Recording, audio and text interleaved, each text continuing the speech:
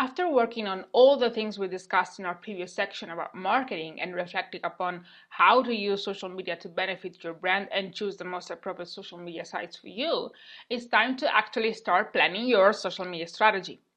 In this lecture, we are going to look at the general framework you should use to plan your social media strategy.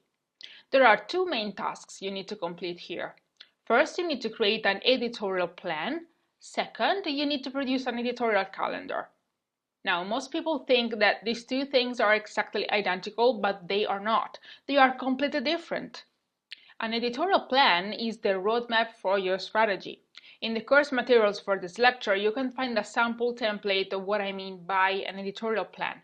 If you open it, you will see that it should contain the following key information: a presentation of your brand, a description of your target customers, what your main goals are, what social media channels you are going to use to promote your brand and why, what kind of materials you are going to post, at what times of the day you are going to post, and how you are going to evaluate your results.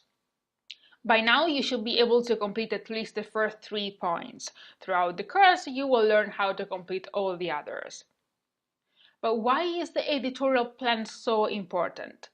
Most people think that only social media agencies should do this for their clients, to make them understand how they are going to operate and what their client is paying them for. I found out that doing this just for yourself will create a unique sense of awareness of what you are doing and how you are going to operate on social media.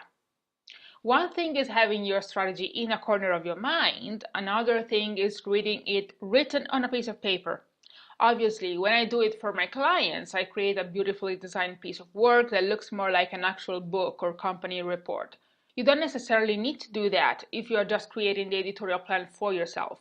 But I strongly recommend you to print everything once you completed every section. This will help you visualize and internalize the steps you have to take. After completing the editorial plan, it's time to work on the editorial calendar. In the lecture materials, you can also find a template for that. It is an Excel file, but you can also create a spreadsheet on Google Docs if it is more convenient for you. Anyways, it is basically a publishing schedule indicating what you're going to post and when. You might want to plan your updates maybe a week ahead or a month ahead. It's really up to you.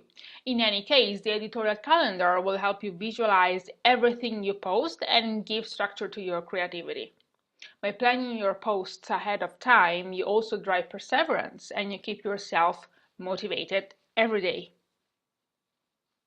Please note that both the editorial plan and calendar are always evolving. Through time, for example, you might see that you need to change your strategy a little bit, or maybe the times during the day when you post your updates. So you should periodically update your editorial plan and print out the new version to keep yourself on track. Same for the editorial calendar.